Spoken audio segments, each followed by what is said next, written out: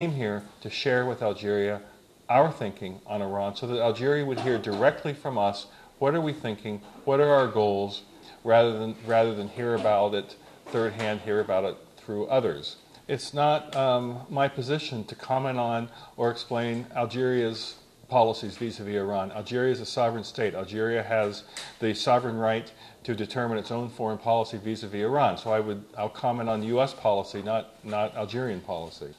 Now, let me be clear. The United States believes firmly that Iran has the right to peaceful, civil, nuclear power.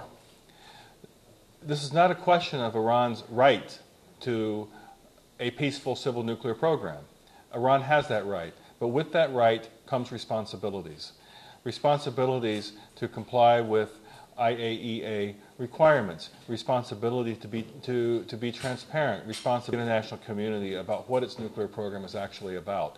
And the meetings that were in Geneva on October 1st, the meetings that have been taking place in Vienna now are part of a process to rebuild the credibility of the international community in what Iran is actually doing. But we do not question Iran's right to have a peaceful civil nuclear power. We're just asking Iran to live up to its responsibilities.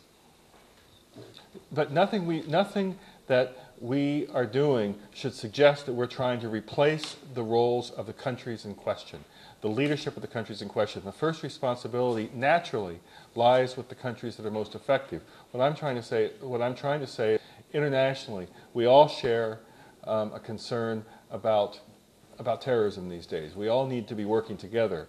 But in this region, the first responsibility lies with the countries themselves, and we support the leadership role that Algeria is playing in this effort. I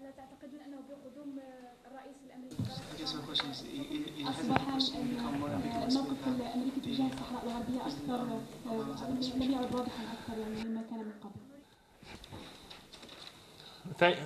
Thank you for the question. We know the importance of this question, the sensitivity of this issue to the peoples of this region.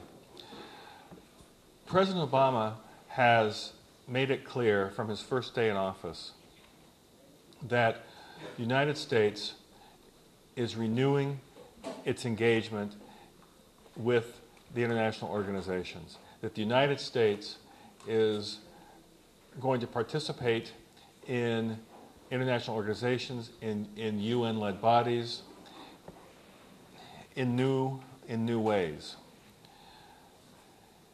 This is relevant for the Western Sahara question. We fully support the UN-backed process. We have confidence in Ambassador Christopher Ross's ability to make progress in this area. The United States has a strong friendship with both Algeria and with Morocco. We know of our two friends' keen interest in the question of the Western Sahara. And what I can say is that we are putting all of our support, all of our confidence in a UN process to address this question. We're not trying to prejudge or tilt the outcome. We have confidence that Ambassador Chris Ross, working with the interested parties, will make progress on this issue. Because in our view, as well as in the views of those that abstained, those that voted against, it went far beyond even the mandate that the Goldstone Commission was given by the Human Rights Commission. It went into issues that are going to be addressed in the permanent status negotiations that we'd like to see between the Israelis and the Palestinians. So the resolution went too far in our view, and it also ignored the parts of the Goldstone report that were critical of the behavior of Hamas. So it was a political, polemical resolution. It was not something designed to get at the accountability, to get at the problems that the report addressed. At the same time, I hope that you listen to our explanation of vote in Geneva, because our explanation of vote also made it clear that we are expecting the parties to fully investigate and fully account for allegations of abuse of humanitarian law, abuse of the of commonly accepted laws of warfare. The problem is the resolution didn't help us get to that accountability, didn't help us get to that investigation.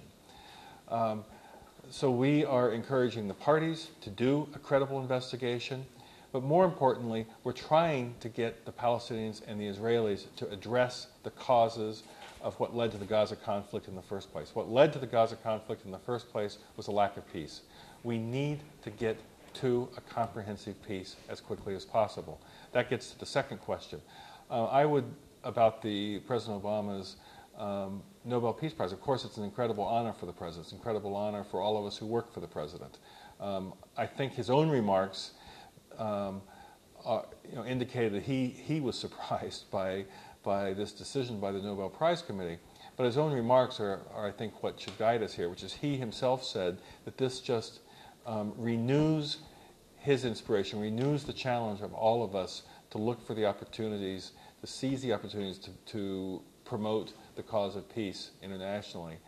For me, as Assistant Secretary for Near Eastern Affairs, this means that all of us in my bureau need to be doing what we can to get to a comprehensive Arab-Israeli peace as quickly as possible. Comment on any of the mechanisms provided for right now, because we want to give him we want to help create the best atmosphere for him to reach a successful conclusion. Bonjour. Oui. The first question is, does Algeria play a role in the U.S.-Iran discussions about the nuclear issue? The second one, you said that the United States is concerned about security in the Sahel region. The question is, shouldn't the United States help these countries get out of underdevelopment in order to get away from the problems that underdevelopment has created and fostered terrorism? The Security Council has addressed the issue of Iran's nuclear program several times.